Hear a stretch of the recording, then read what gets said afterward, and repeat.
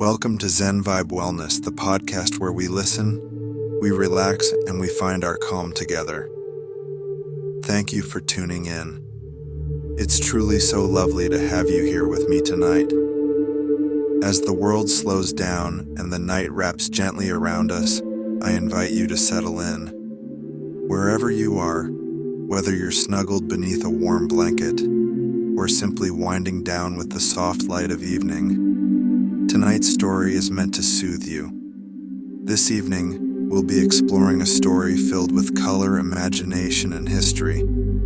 It's about a simple tool, one you might remember from your own childhood, something that helped you create wild jungles, rainbow skies, or purple cats with green hats.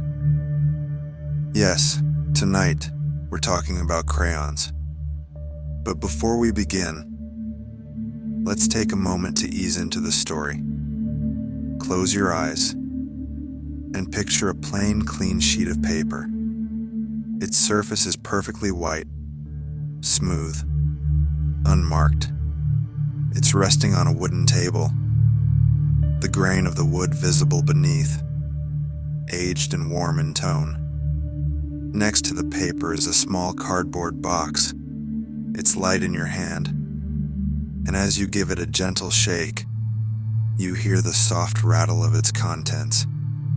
Slowly, open the top flap. Inside, you see rows of crayons, neat and tidy. Red, blue, yellow, green, and purple. Their tips are untouched, and their wrappers still pristine. You lift one out. The waxy texture warms slightly in your fingers, and then you breathe in that unmistakable scent of fresh crayons, a soft, waxy aroma that whispers of school days, coloring books, and quiet afternoons filled with creativity. Now that we're in that peaceful headspace, let's begin our journey through time. A slow and gentle stroll through the colorful history of crayons. Long before the modern crayon was invented, humans have been using colored tools to express their thoughts and dreams. From cave paintings in prehistoric times to elaborate murals in ancient temples, color has always been a language of its own. In ancient Egypt and Greece, a fascinating method of painting called encaustic or hot wax painting was born. Artists would gently melt beeswax over a flame, then stir in dried pigments made from berries, plants, or minerals. The mixture had to be just warm enough to spread. Too hot, and it would drip uncontrollably. Too cool, and it would harden too soon. So with steady hands and focused minds, they painted. They painted gods, families, great victories, each image a blend of vibrant pigment and glowing wax.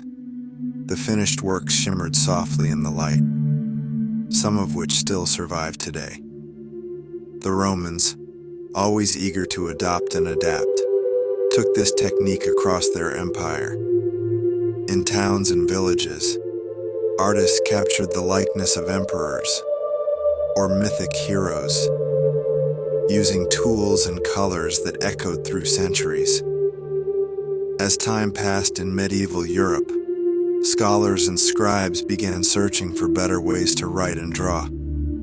They found that when charcoal was mixed with oil, it left darker marks on parchment. It was useful, but messy. Soon, beeswax began to replace the oil. Wax was cleaner, easier to handle, and it could hold pigment beautifully. These waxy writing tools were used by monks in monasteries, by artists sketching ideas, and even by merchants, jotting notes on early paper. By the 15th century, the world saw a soft revolution in the form of chalk pastels. Artists discovered that by mixing chalk with pigments, they could create sticks that glided across surfaces. These pastels weren't just tools, They were invitations to dream, to imagine, and to bring the mind's eye to life on paper. Leonardo da Vinci himself used them. His hands, careful and deliberate, sketched futuristic inventions, machines that would later inspire the engines of the modern age. These tools found their way across Europe, to England and France, and where art flourished. And it was in France, in the quiet commune of Saint-Cénary-le-Géret, that a young boy named Nicolas Jacques Conté was born. Even as a child, Conté was a thinker. He loved art, but he also adored science. By 14, he was a painter by trade. By adulthood, a mechanical genius. During the French Revolution, Conté joined the army. He wasn't a soldier on the front lines, but a creative mind tasked with solving problems. At the time, France was cut off from England, and with that went their supply of natural graphite, plumbago, was gone. Graphite was essential for making pencils, so Conté, thoughtful and inventive, began to experiment. He mixed clay and graphite dust and water, pressed the blend into wooden slats, then baked it gently in a kiln. When he removed the pencil and tested it, it worked. It marked cleanly, evenly, and soon the method was patented. That penciling then was the ancestor of every pencil we use today. Conté's technique also paved the way for wax-based tools that would come later. In the United States, as the 19th century turned into the 20th, two men would pick up where Conté left off. Edwin Binney and C. Harold Smith, partners in business and explorers of ideas. At first, they produced pigments for industrial use, but as they worked with colors and powders, they began to consider something more creative. Edwin's wife, Alice, was a school teacher.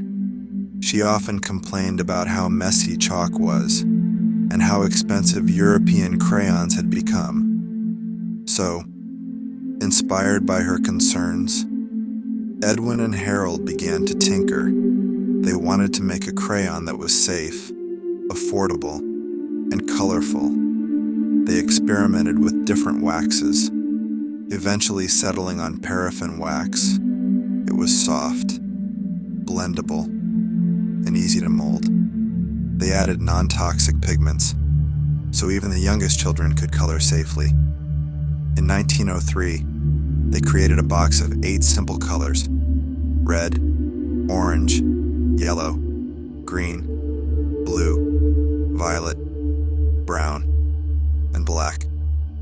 It was Alice who came up with the name Crayola, a blend of cray, the French word for chalk, and ola, from oleaginous, meaning oily.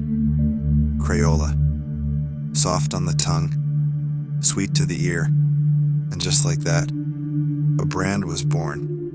That first box was sold for just 5 cents, and in no time, children across America were holding creativity in their hands.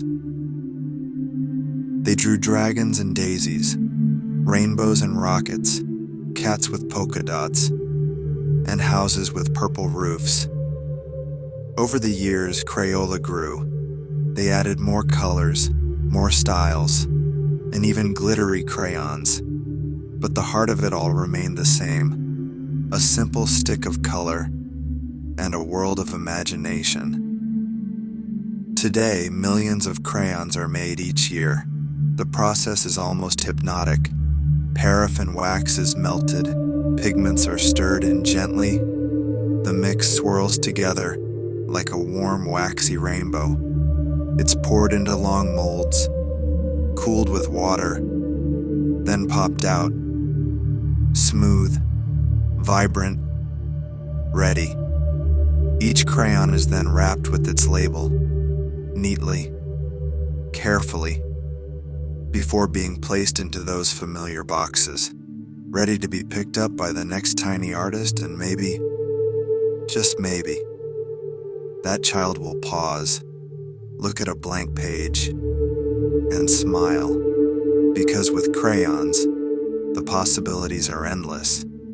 So tonight, as you drift off, let your mind wander through soft hues and quiet memories. Remember the smell of wax, the feel of paper, the joy of choosing your very first color. Maybe it was red, maybe it was sky blue, or maybe it was every color at once. Thank you for joining me tonight. I hope this story brought a little color to your dreams.